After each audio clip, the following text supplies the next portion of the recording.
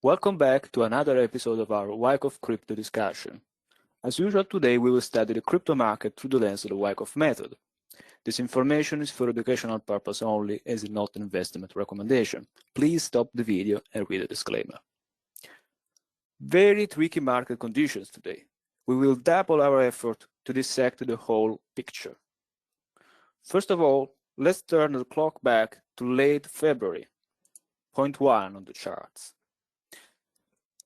The Nasdaq index, the lag index, triggers a reaction in the market. A reaction in a bull market is always the spot where we look for sectors that are holding or showing hidden strength. This was the case of the shitcoin index, the low cap crypto index, which has outperformed everything else in March.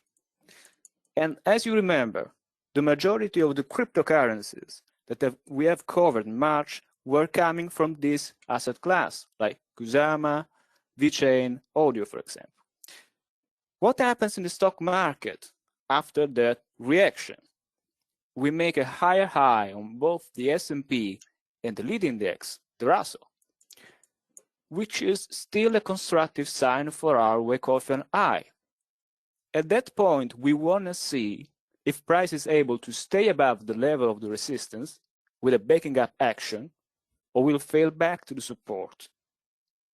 For several days, price stalls at the level of the resistance, and look how the strongest asset class, the shitcoin index, still makes higher highs and higher lows. But there is still some weakness that starts to be more evident in the high volume signature. The rest of the market reacts back to the support. And at Wyckoff Analytics, Professor Bruce has highlighted the weakness of the Nasdaq several times in the last months as a sign of rotation from big tech stocks to small caps. But Roman, what I find really interesting, and you and Bruce have already explained this in yesterday's beautiful Wyckoff market discussion, is the Russell that falls back to the support with increasing spreads. So we are still in the process of a larger formation in all these indexes, and the picture is probably still not finished. And we have to follow the price action swing by swing.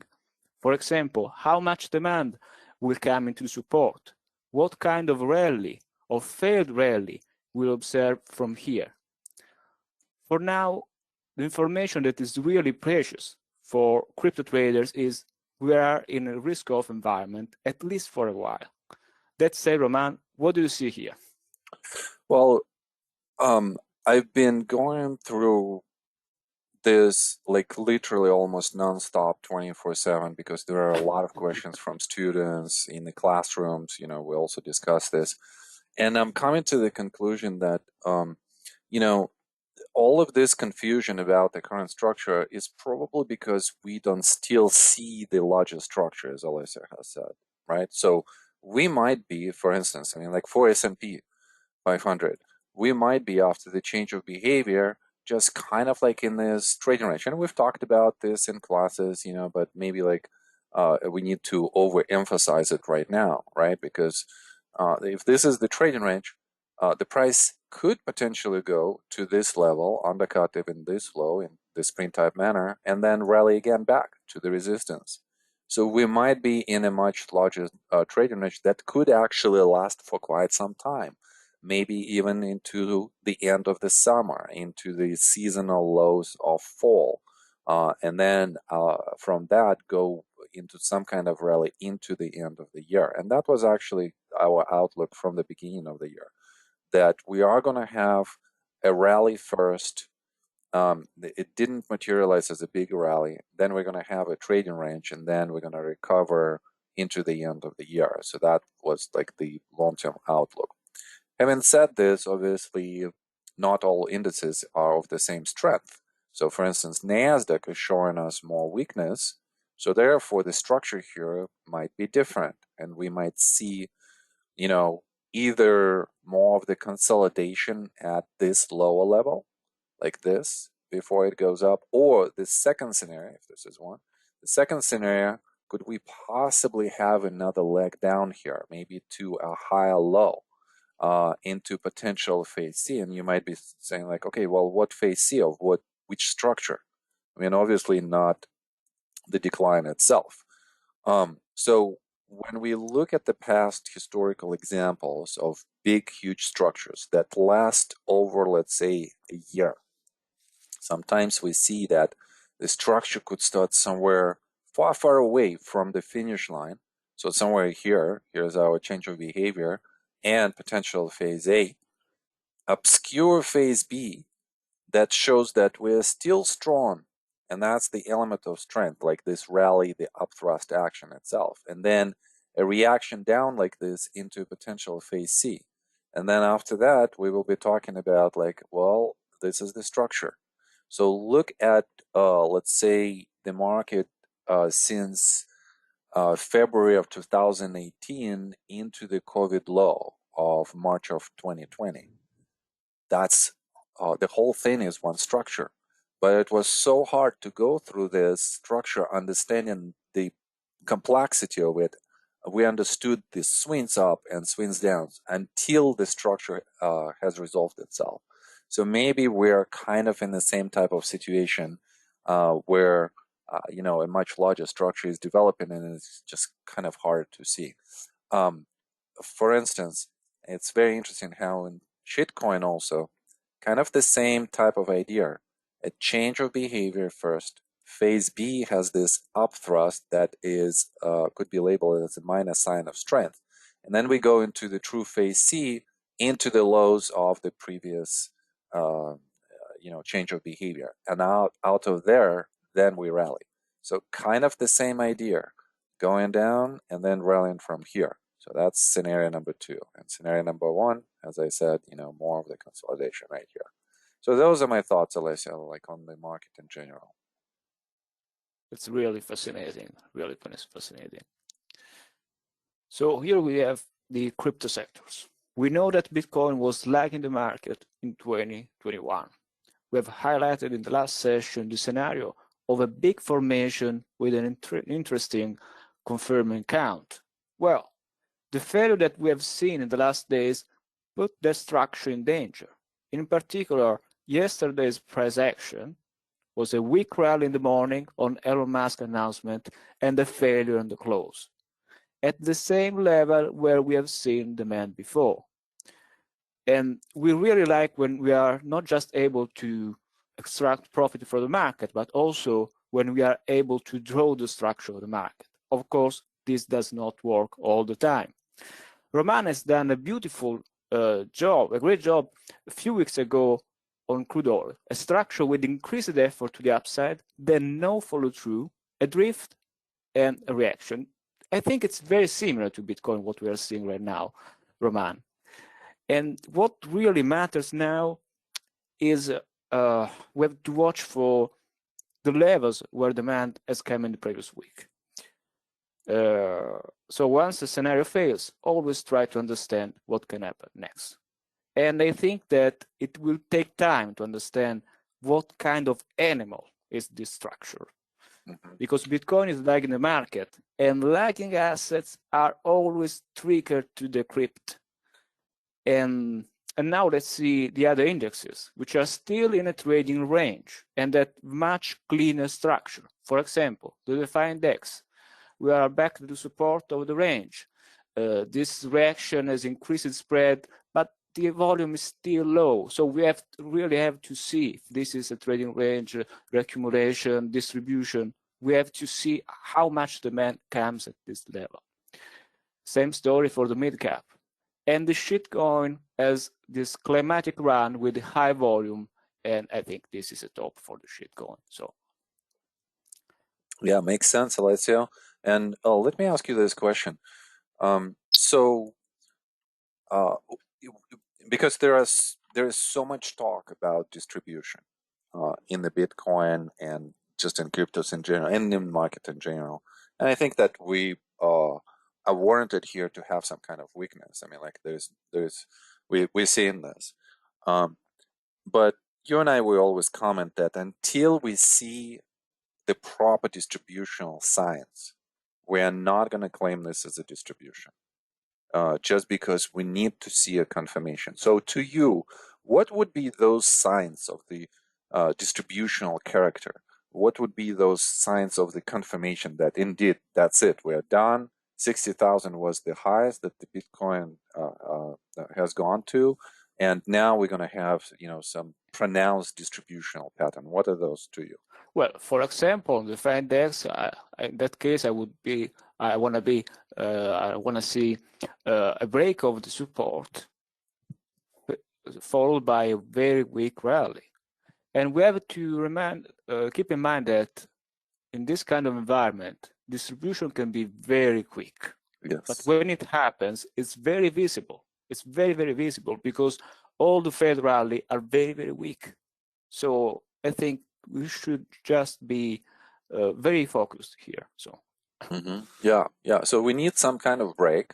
So this would act as our first possible confirmation of the weakness. And we know that the breaks are going to be either a spring or a sign of weakness. So sign of weakness is of the distributional character and spring is of the accumulational character. So therefore, the next step after the break is going to be to see what kind of rally we're going to have, what kind of quality of the rally we're going to have. And if we stop here at the support and we start recovering, I mean, that's not necessarily a confirmation of the distribution yet. So yeah, I like all of those thoughts, Alessio. Also, yeah. Roman, I think that we have always to remember that all these formations are very quick. The market cycle in cryptoland is very quick. So just to remember that this whole bull run is made in 1 month.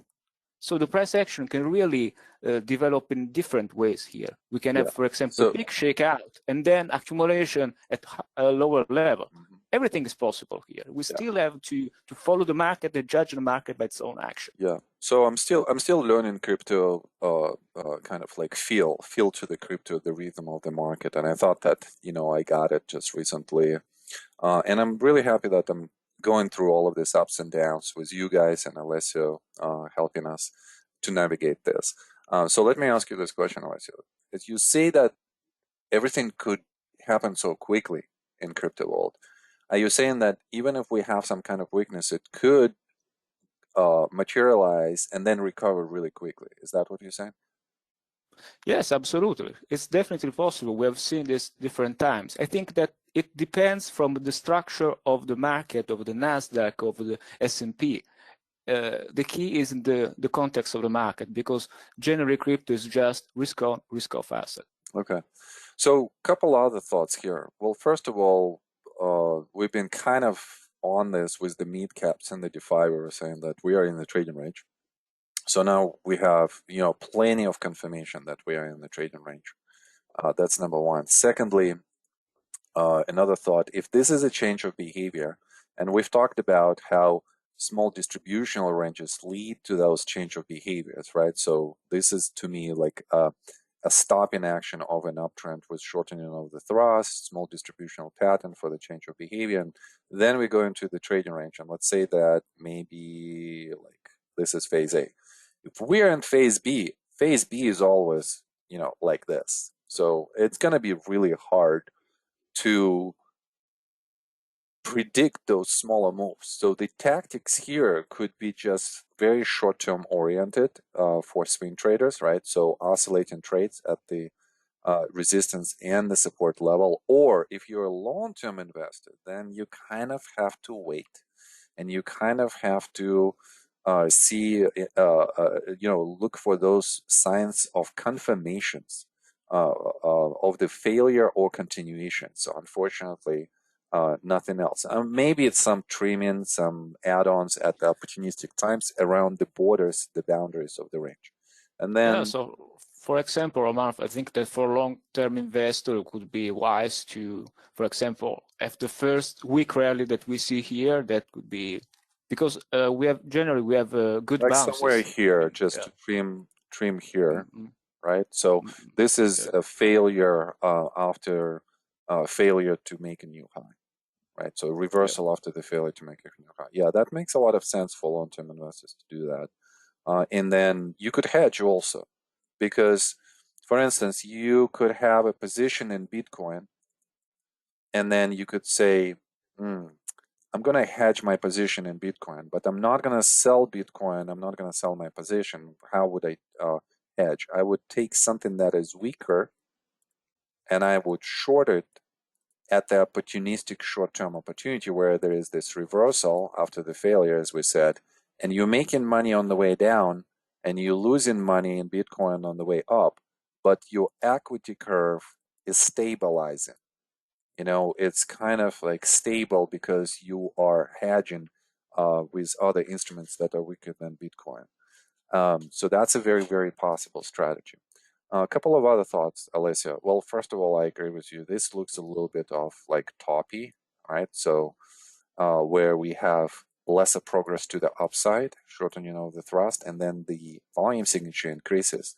With this increase in the volume signature, that suggests the presence of supply and suggests some kind of reaction. I would be thinking, 6,000 is the first level that we would be looking for. This is where support came before, and then obviously, any type of breakout like into this area right here. So, and then another thought that I have on the Bitcoin here, what are the scenarios for the Bitcoin? So we said we are in the trading range, like we're here. So what does it mean, a trading range at this level? Does it mean distribution? No. We still yet to see a confirmation, and I think the confirmation might come first from other indices rather than from Bitcoin itself. So we could stop here and then rally again. So you kind of have to play it out. So that's scenario number one. Second scenario, what if we have a much more pronounced decline, but still within the structure of a much larger uptrend? So something maybe like this, where we're making the sprint to this low and then we're recovering back into the channel. I mean, that's a possibility as well. And then a more extreme scenario is where, we're going maybe to this level right here, although, it seems a little bit low probability, but it could happen, right? And then we'll be talking about like this whole big structure as like something that we've discussed with NASDAQ. Where phase A is a stop in action, then we still have a lot of strength. Phase B, a lot of strength here.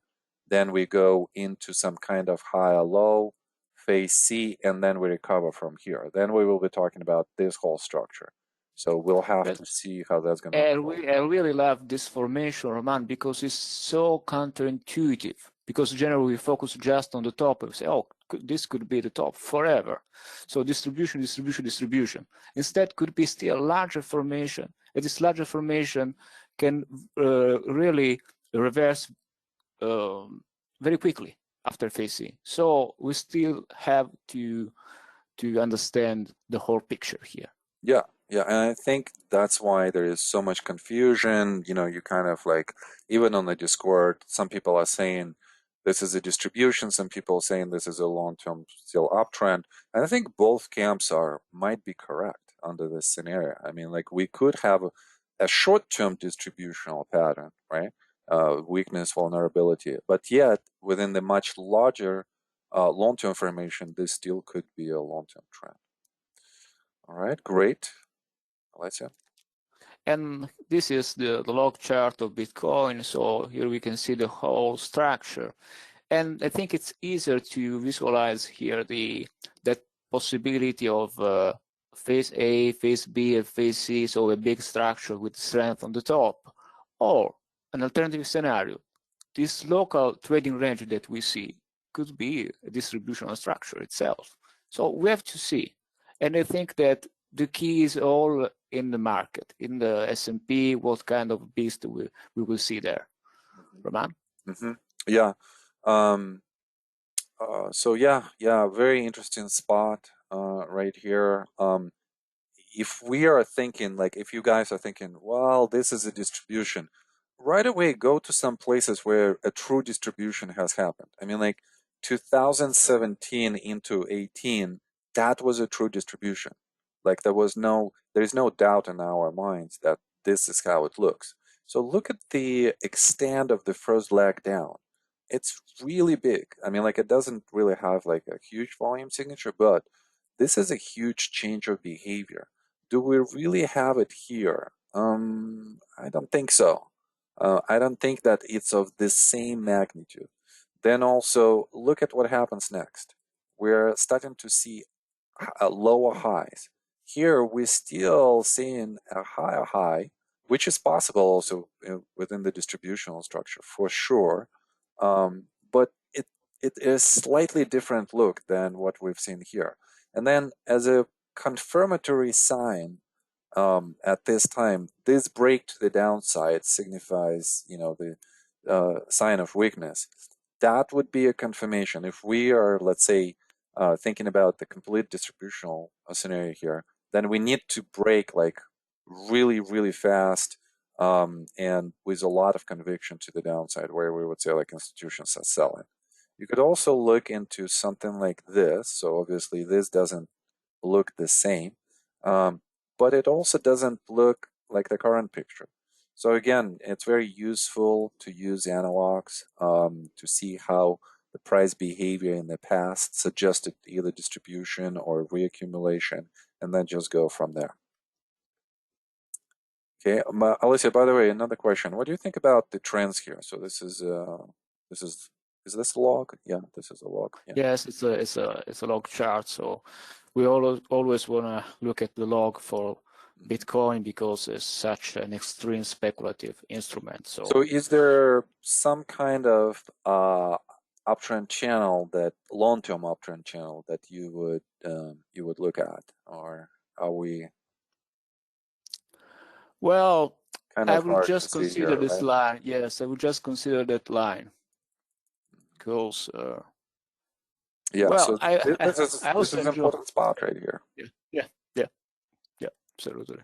Yeah, and then maybe something like this, where a long-term line could be something like this, and we are maybe currently in this. Yeah, this is probably the channel, like I would say. And this channel is interesting because in that case, that this trading range that we see could generate another change of behavior, maybe to the bottom of this channel, and then we see a larger consolidation. It's possible. Yeah, something and like makes that. sense. It makes sense if you look, Roman, with the structure that we've designed.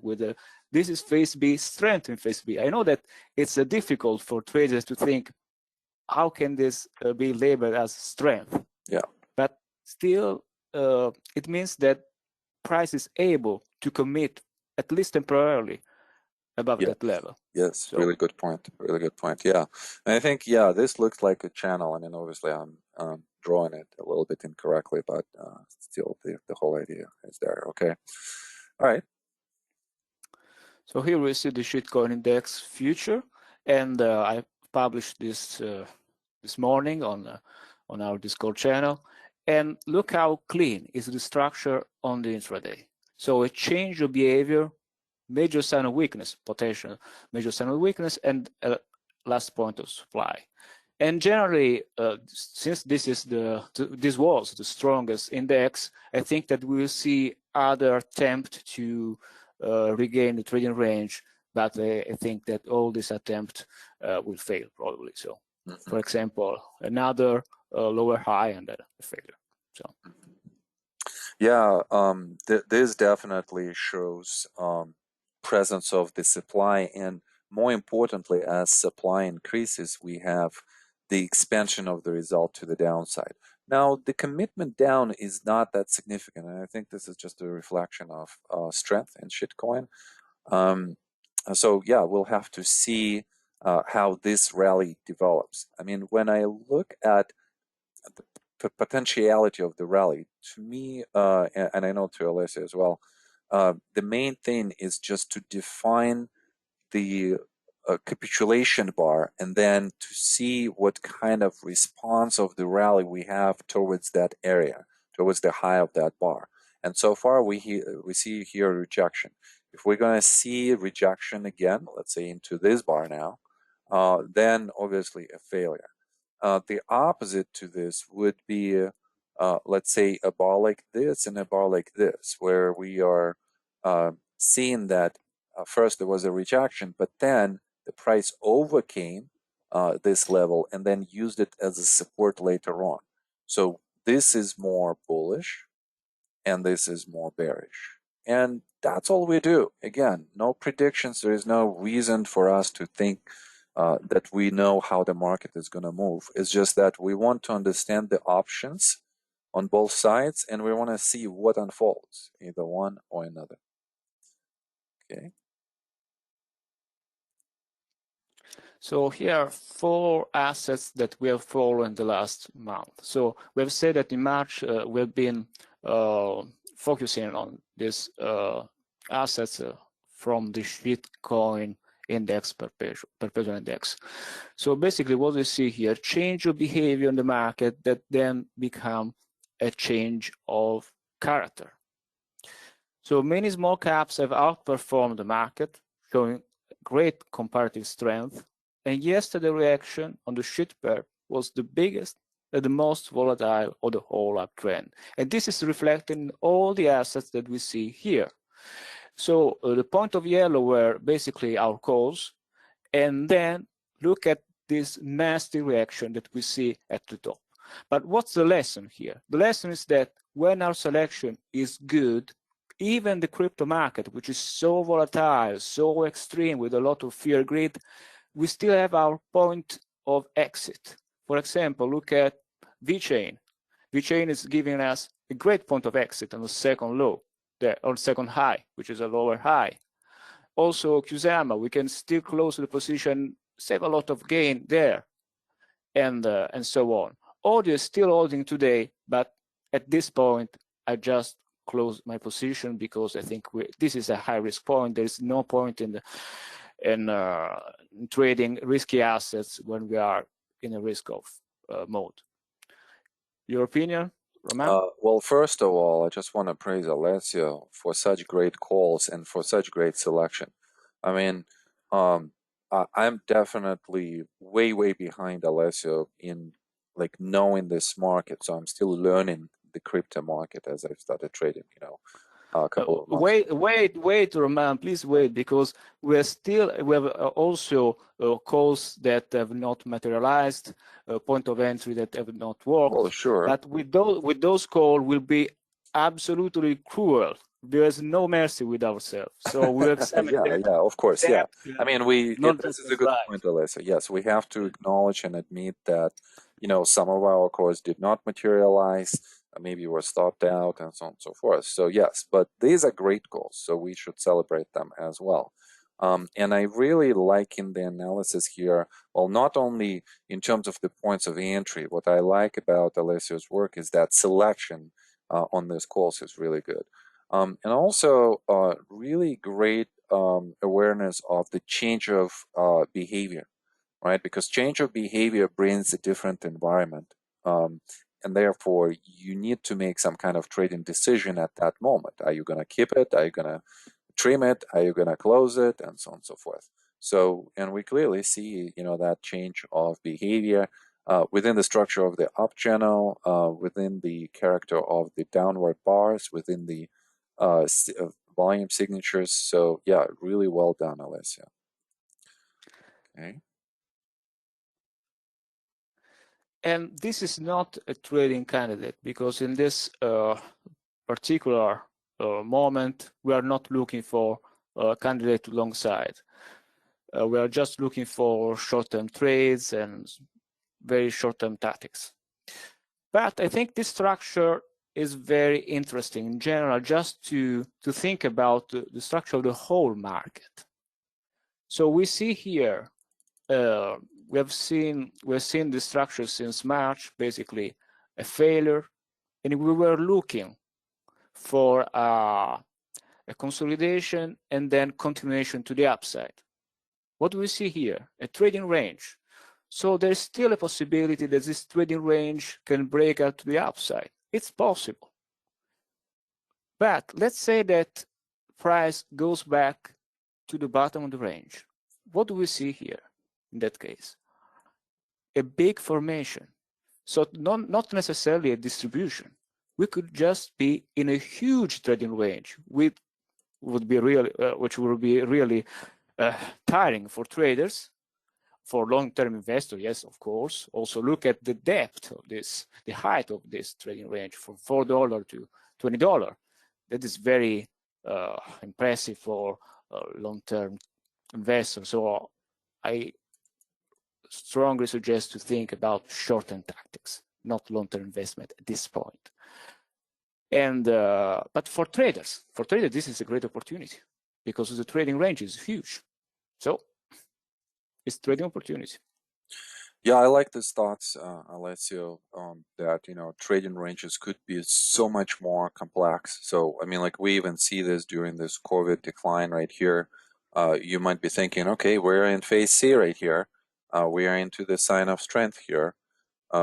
So we are done. We are going to go up. But no, unexpected event. And that's why there is no reason to try to predict what's going to happen. You kind of have to be at the mercy of the market, but understanding the market behavior behind all of these moves.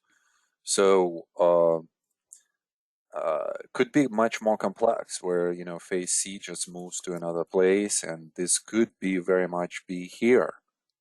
So I really like this analogy. And also just an observation. So on the climactic run, you would be comparing this rally to this rally. So we have kind of like a very expanding climactic run type of demand and supply at the same time coming in.